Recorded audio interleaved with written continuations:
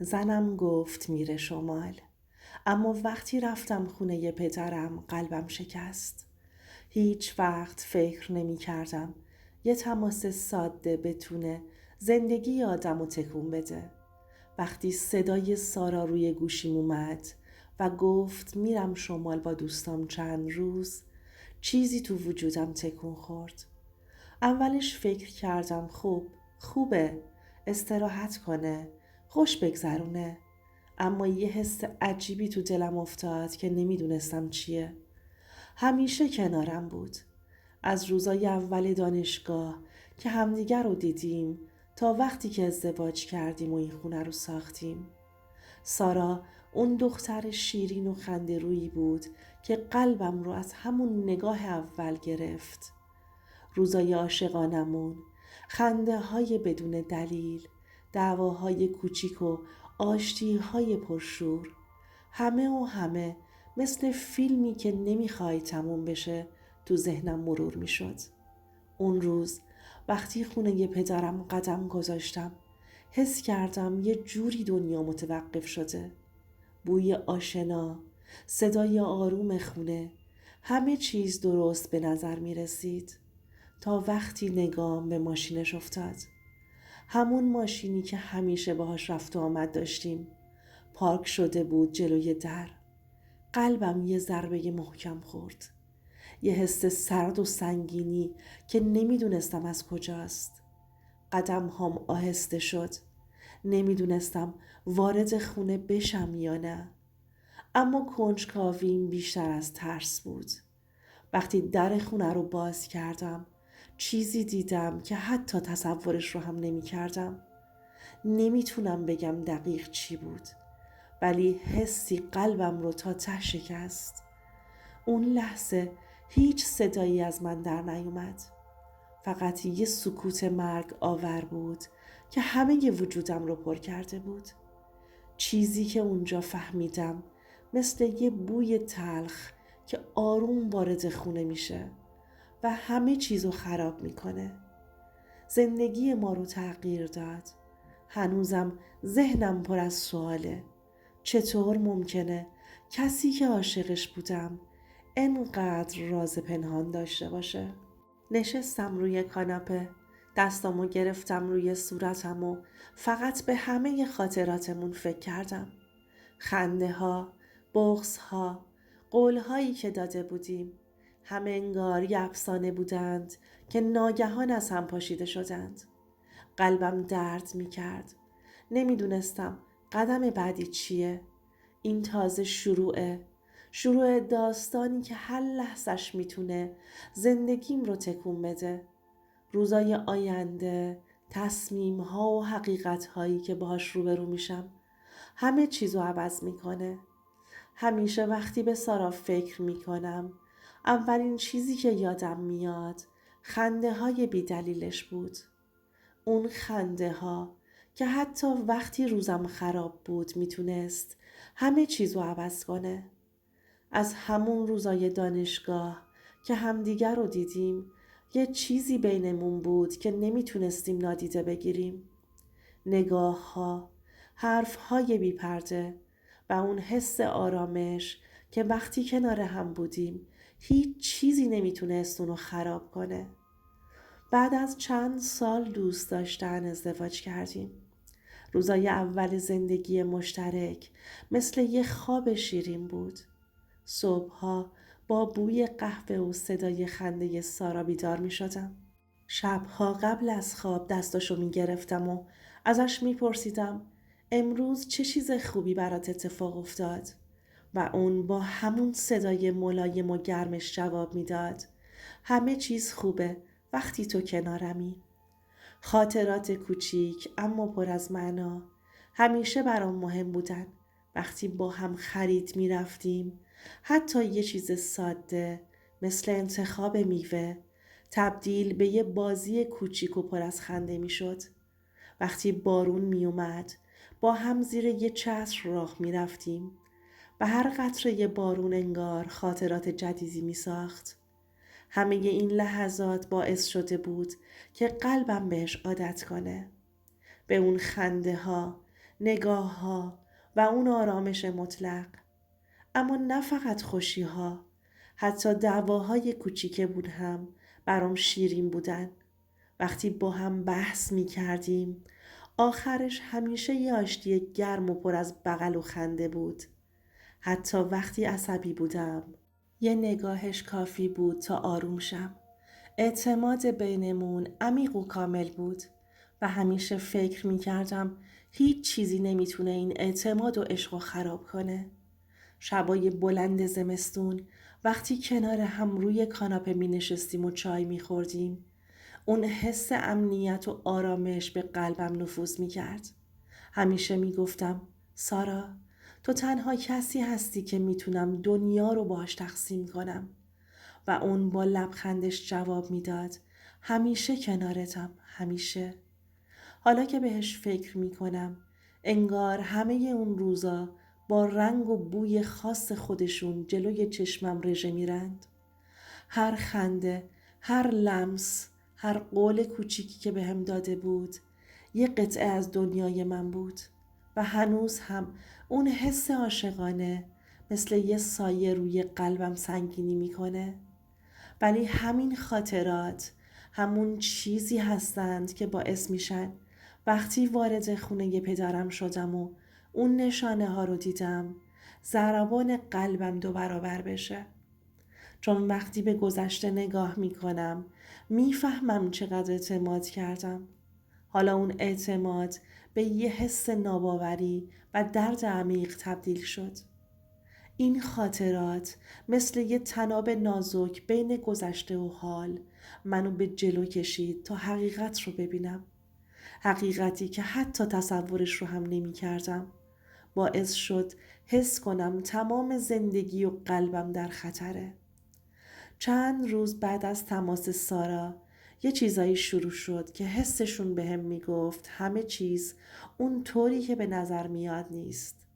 اولش کوچیک بودن، چیزایی که آدم معمولا نادیده میگیره. یه پیام کوتاه که دیر جواب میداد، یه لبخند عجیب وقتی چیزی میگفت، حتی یه نگاه گذرا که حس میکردم پشتش حرفای دیگه‌ای هست. اول فکر کردم شاید فقط ذهنم داره زیاد حساس میشه، اما هر روز یه جزئیات کوچیک اضافه میشد و اون حس سنگین تو دلم رشد میکرد. یه روز که داشتم لباسهاشو جمع میکردم دیدم چند تا پیام از یه شماره ناشناس روی گوشیشه. اما وقتی پرسیدم با یه لبخند گفت هیچ چیز مهمی نیست، فقط دوستای قدیمی هن. ولی حس کردم یه چیزی تو صدای گرمش شکست. اون روزها ذهنم درگیر بود. دلم میخواست باور کنم، اما نشونه ها مثل یه هشدار خاموش دائم منو دنبال میکردن. حتی وقتی با هم حرف میزدیم یه چیز عجیبی بینمون بود. یه فاصله نامرئی که قبلا هیچ وقت ندیده بودم. یه شب که تنها بودم دوباره یاد روزای اولمون افتادم. وقتی هیچ چیز جز خنده و نگاه های عاشقانه نبود. ولی حالا هر خاطره شیرین یه ضربه به قلبم بود. حس می کردم پشتش یه راز بزرگ که من هیچ وقت انتظارش رو نداشتم. هر روز که می گذشت حس بی‌اعتمادی بزرگتر می شد. وقتی بهش نگاه می کردم انگار یه دیوار بینمون کشیده شده بود. لبخندش هنوز بود، ولی چشمهاش یه چیز دیگه‌ای میگفتن که من نمیتونستم چشم پوشی کنم. نشستم روی کاناپه و فقط نگاه کردم. ذهنم پر از سوال شد. چرا؟ چطور؟ چه چیزی تو این خونه اتفاق افتاده که من نمیدونم؟ هر جزئیاتی که تا حالا نادیده گرفته بودم حالا مثل یه تیکه پازل شروع به شکل گرفتن کرد. این لحظات حس شک و درد عمیق رو با هم ترکیب کرده بودن. دیگه نمیتونستم انکار کنم که چیزی توی زندگیمون اشتباهه. یه حس مرموز و کشنده که حتی فکرش هم قلبم رو فشرده میکرد. اون روز حس عجیبی داشتم. یه جوری که نمیتونستم سر جام بشینم. ذهنم دائم به همه چیز فکر میکرد. پیام ها، نگاه ها و لبخند هایی که انگار چیزی پشتشون پنهون بود. حتی وقتی کنارم بود یه فاصله حس می کردم. چیزی که قبلا هیچ وقت بینمون نبود. سارا با همون صدای شیرینش گفت چند روزی میریم شمال، خوش میگذرونیم. اما نگاهش یه چیز دیگه ای میگفت. نمیدونم چرا، اما حس کردم یه راز بزرگ پشت اون لبخندش نهفته است. حتی یه جرق شک کوچیک تو چشماش بود که قلبم رو به تپش مینداخت. تصمیم گرفتم برم خونه پدرم. دلم نمیخواست تو خونه تنها بمونم. فقط یه بهونه لازم داشتم. یه دلیل برای نگاه کردن. برای پیدا کردن حقیقتی که ذهنم رو پر کرده بود. وقتی رسیدم خونه بابا همه چیز عادی به نظر می رسید. تا وقتی که نگاهم به ماشین سارا افتاد. همون ماشینی که جلوی کوچمون پارک بود. ولی این بار چیزی تو فضا بود که نمیتونستم توضیحش بدم. قدم هام آهسته شد. دلم میخواست برگردم. اما کنجکاویم قوی تر بود. وقتی وارد شدم همه چیز عادی بود. اما یه حس سنگین تو خونه موج میزد. مثل یه فریاد خاموش که من فقط میشنیدم. هر گوشه یه خونه، هر صدا، حتی سکوت بهم میگفت حقیقت تلخه و دیگه راه بازگشتی نیست. با هر قدم نزدیکتر می شدم. به چیزی که حتی فکرش هم دلم نمیخواست بکنم. یاد همه خاطراتمون افتادم. روزای عاشقونه، خنده ها، دعواهای کوتاه و آشتی های شیرین. همه اینها الان مثل یه سایه سنگین روی قلبم بودن. نمیدونستم هنوز میتونم با این حس کنار بیام یا نه. اما چیزی تو درونم میگفت باید ادامه بدم. و درست وقتی که فکر میکردم همه چیز عادیه، جزئیاتی که تا حالا ندیده بودم جلوی چشمم ظاهر شد. چیزایی که قلبم رو میلرزوند و حس ناباوری و خشم رو با هم به وجود می آورد. اون لحظه همه چیز روشن شد. چیزی که هیچ وقت انتظارش رو نداشتم. همین جلوی چشمم بود. همه اعتمادها، همه روزای خوش و همه خاطرات شیرین یک باره زیر سوال رفتن. این تازه شروع دردناکترین بخش داستان بود. چیزی که دیدم زندگی منو برای همیشه تغییر داد و هیچ چیز بعدش دیگه مثل قبل نبود. وقتی وارد اتاق شدم قلبم مثل طبل میزد. هر قدمی که برمی داشتم حس می کردم انگار روی لبه پرتگاهی قدم می زنم که نمیدونم پایینش چیه. نگاه کردم و چیزی رو دیدم که حتی تصورش رو هم نمی کردم. همون صحنه‌ای که همیشه در ذهنم پرورش داده بودم. اما هرگز فکر نمی کردم واقعی باشه. جلوی چشمم بود. قلبم فشرده شده بود. نفس کشیدن برام سخت شد.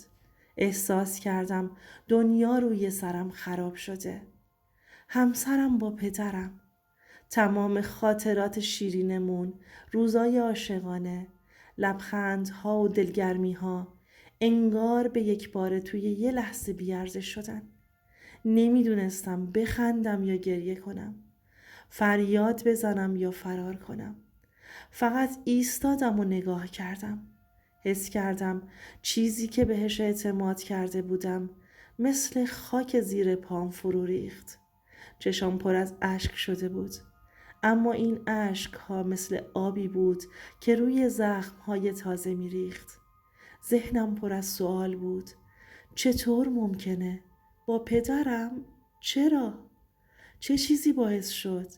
هر فکر و هر خاطره الان مثل یه زنجیر سنگین بود که نمیتونستم ازش خلاص بشم. نشستم روی صندلی، دستامو روی صورتم گرفتم و حس کردم دنیا سنگین تر از همیشه شده. صدای سکوت، فقط صدای تپش قلبم بود. چند دقیقه هیچ کاری نمیتونستم بکنم. فقط اون صحنه جلوی چشم بود و نمیتونستم باورش کنم. هر بار که بهش فکر میکنم هنوز اون حس شک و ناباوری دوباره زنده میشه. قلبم شکسته بود. اما یه گوشه وجودم هنوز میخواست جواب پیدا کنه و تو همین لحظه بود که فهمیدم بعضی حقیقتها اونقدر تلخ هستند که هیچ آمادگی براش نیست. این تجربه درس بزرگی به من داد. اعتماد کردن، عشق ورزیدن، اما مراقب بودن. بعضی چیزا پشت لبخندها و نگاه ها پنهون میمونن و هیچ وقت نمیتونی کاملا مطمئن باشی. اون روز که همه چیز رو فهمیدم حس کردم دنیا از هم فرو ریخته. نمیدونستم گریه کنم، فریاد بزنم یا سکوت کنم. قلبم درد میکرد. چیزایی که دیدم برام درس بزرگی بودن. فهمیدم زندگی هیچ وقت همونی که فکر میکنی نیست. بعضی چیزا پشت ظاهر آروم رازهایی هستند که حتی نزدیکترین آدمها رو میتونه پنهون کنه. به خودم قول دادم که دیگه اجازه ندم این درد وجودم رو کاملا از بین ببره. باید زندگی کنم، حتی اگه سنگین باشه، حتی اگه قلبم هنوز زخمی باشه. زنم رو طلاق دادم، حتی نمیتونستم با آدمی که بهم خیانت میکنه زیر یه سقف زندگی کنم. با پدرم هم قطع ارتباط کردم. چطور تونسته بود با من که پسرش بودم این کارو کنه؟ منی که بعد فوت مادرم فقط پدرم رو داشتم. این تجربه بهم یاد داد که مراقب دل و اعتمادم باشم.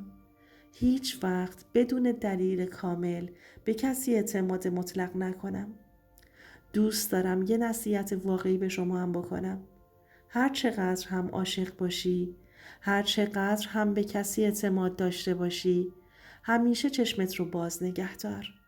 بعضی حقیقتها وقتی دیر فهمیده میشن که دردشون بیشتره. مراقب قلبت باش و اجازه نده هیچ کس بدون دلیلشون رو بشکنه. دوستای عزیزم، اگه این داستان براتون جالب و آموزنده بود و حس کردید میتونه به بقیه هم کمک کنه یا حداقل یه درس باشه، لطفاً کانال رو سابسکرایب کنید، لایک کنید و کامنت بذارید. سابسکرایب کردن باعث میشه صداهای بیشتری شنیده بشه و این داستان به دست آدمای بیشتری برسه. همچنین اگه دوست دارین داستان رو با دوستاتون به اشتراک بذارید، چون بعضی درس ها وقتی منتشر میشن میتونن زندگی آدما رو تغییر بدن. از اینکه تا آخر این داستان با هم بودید واقعا ممنونم.